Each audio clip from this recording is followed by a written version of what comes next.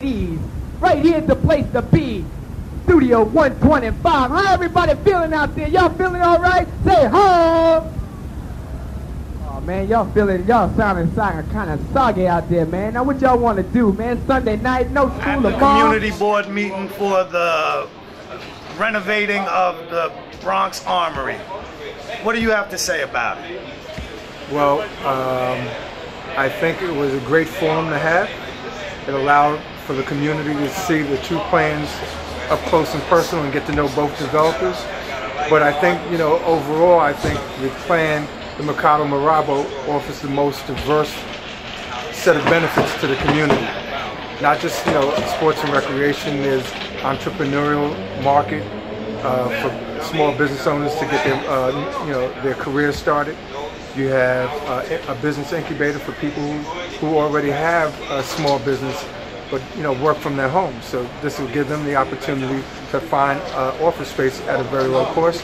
And then you got other benefits with Crunch Gym and the rock climbing wall and a great food market and movie theaters. So I think the community stands to benefit more from the Mercado Mirabo than it does the hockey rink because it's just hockey. Right. I agree.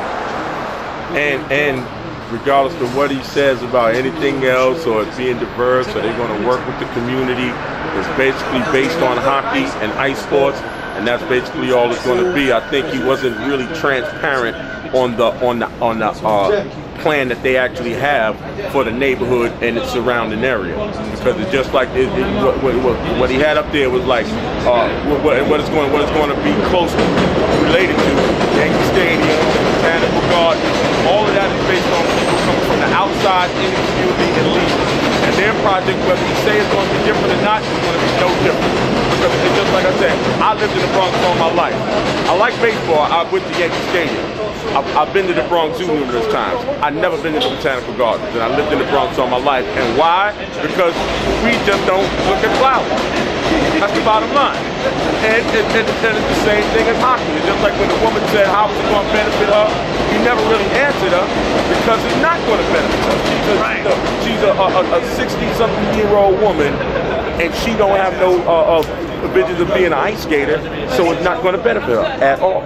Now, they mentioned something about a hip-hop museum.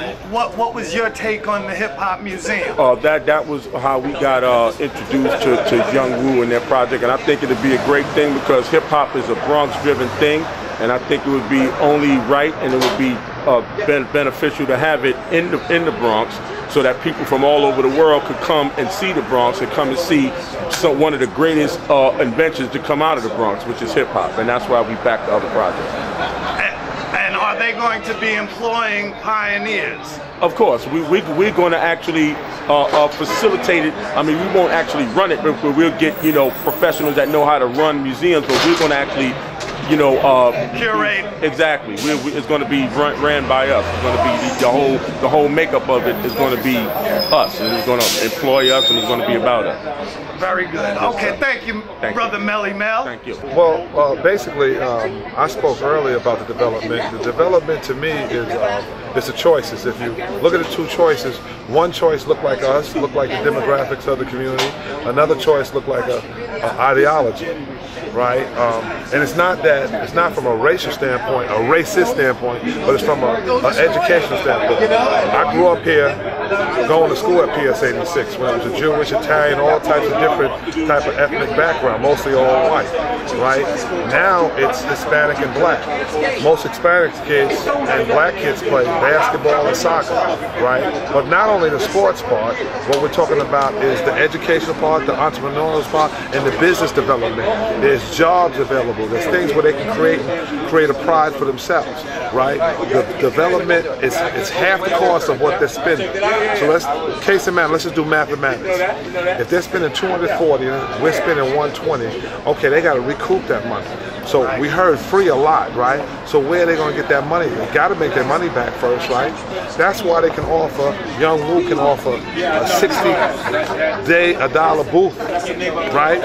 Which is really unheard of anywhere in the country, right? So if you believe in yourself and you work hard, you can make $70. That means you got a plus 10, right? You got to take little things and make them big things. So it's not really, to me, it's real simple who to vote for. It's not rocket scientists and things like that. One encompasses the whole community from young and old, right? We have the little kid company, the Gauchos. We did 15,000 kids. We've touched 15,000 kids' lives. Just think about it. They're talking about 2,500, right? Their track record can't compare. We're doing this 45 years in our own neighborhoods, right? With our own kids, right? With people not being paid. You know, there's a lot of volunteer work and all this stuff, a lot of hustle and things like that. We bring out the best in the community. The Gauchos are the Gauchos are a brand now.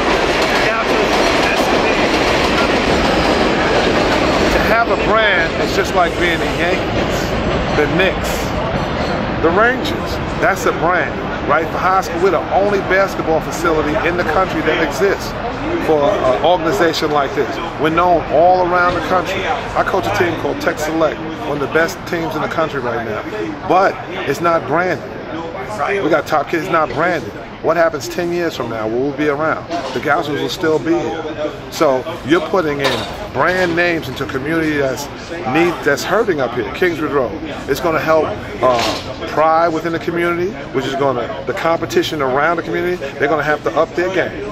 The prices will go down for food if you have cheaper prices at the Armory. You understand, for food? So up your game. That's all. Competition brings out the best in everybody. And that's what I believe in. So coordination, that's the deal. Pull out the champagne box of golf. Let's drink to the rivers of the beach, New York. Get down. Stop messing around. I win a Curtis Blow, it's in your town. The B-L-O and the W, I make all the fly girls to the boogaloo blue. When the night is through, I go home with you. We'll make a little love if you want to. So fly girls, what you wanna do? All the ladies in the house say, ow. And the hip hop, hip hip hop, hip hip ball, digga dang a dang a dang, digga digga, you up, digga dang, don't be babu. I rock, yo, and don't stop. Come on, let me see you rock. In straight and slow, in stereo. Rockin' to the rhythm, to it's time to go. Grandmaster Flash with a lot of class, giving you a blast from the past. He's the Darth Vader on the slide Vader. No one can cut straighter, greater than New York's #1 cut creator. Goes by the name of the Grandmaster. No one in the world cuts faster. Grandmaster Dr. House. This will be Dr. House. Curtis Blow is